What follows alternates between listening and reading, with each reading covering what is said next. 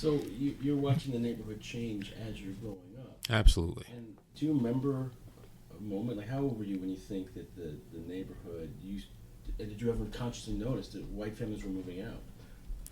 No, I was pretty naive. I will talk about my first I sort of think of it as recognition, but I didn't really fully comprehend what I was recognizing, the racial thing. When I was in third grade, and I believe this was before the Chesapeake Bay Bridge was built. There was a ferry boat. We went south for the first time. Now, my mother's from Columbia, South Carolina, and my dad had relatives in Columbia, the Perrys, Herman and Ruth, and they had a son, Herman, who is a little older than I am. And then my mother had a cousin named Cora Bookman. So we went down to Cora's house, and no, that was my Aunt Cora. Ellen Bookman, Aunt Cora Bookman, Aunt Cora and Ellen Bookman. I don't remember what Cora's name was. So we went there, and on the way, when we were traveling in a caravan, 3 cars, and my uncle Reggie, who was New York City police officer, was with us, and of course he was armed. I didn't understand the significance. I didn't really know that, or they told me about it later on, so I understood, the fear that, the potential problems that could happen. So we're on the ferry boat, and we're about to come to shore, and my mother turns to my cousin Reggie Jr., who's my Uncle Reggie's son, and who is darker complected than you are, and said to him, "Oh, Reggie, you and the boys go to the bathroom now, because we're gonna be coming to shore soon, and we're not gonna stop for some time." So we're going to the bathroom, and we're walking down the ferry boat, and Reggie stops us and says, "You guys can go in there." And I looked up, it looked like so sparkling. It looked to me like the sun was shining in this place. And I looked up, and here's this sign: white men only. So I said to Reggie, "Well, where are you going?"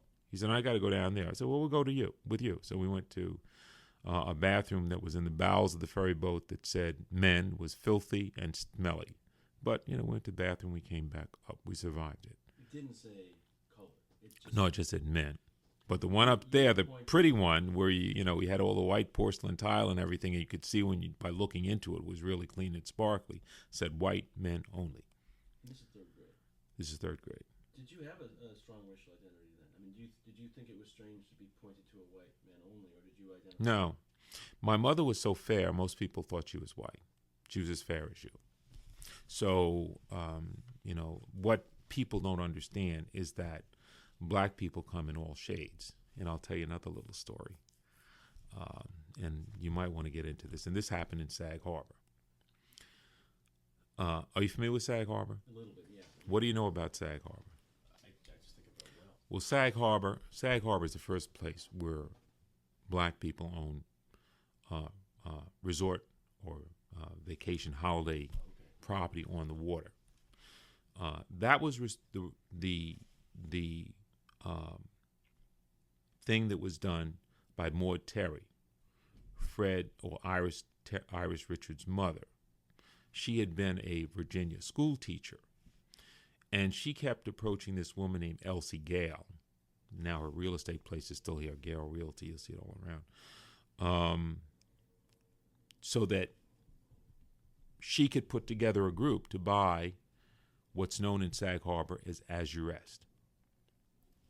Elsie Gale refused for years, and then when her son comes home, as Maud told me, she relented and agreed to sell to them.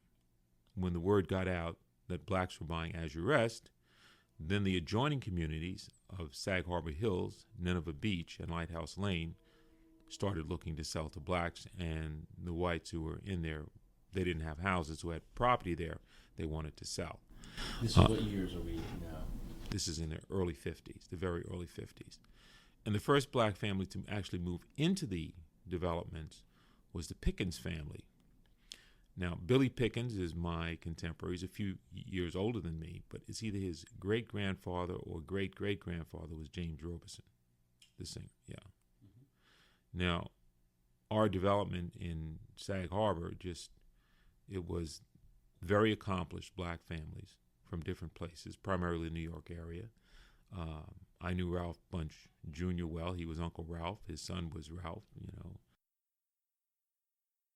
Was there any discussion of class amongst your friends? Like, you got a big house, or No.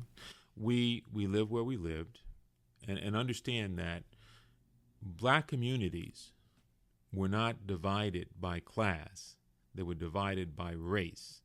So no matter what your class was, you were in the black area. which wasn't true when you were first born. Well, you see, they didn't want to sell anybody, any black person, a house in a white neighborhood. And in that went on for years. In 1969, I had a German girlfriend, and we were looking for an apartment in Long Beach. And I called this lady who had an apartment for rent, and I don't have any particular accent that would identify me on the telephone as being black. She says to me, "Oh, I'm so glad you called, because there's this very nice black couple that wants to rent this apartment, but my neighbors are so much up in arms in it, and it would be so nice if you rented it." I said, "No, thank you. Goodbye."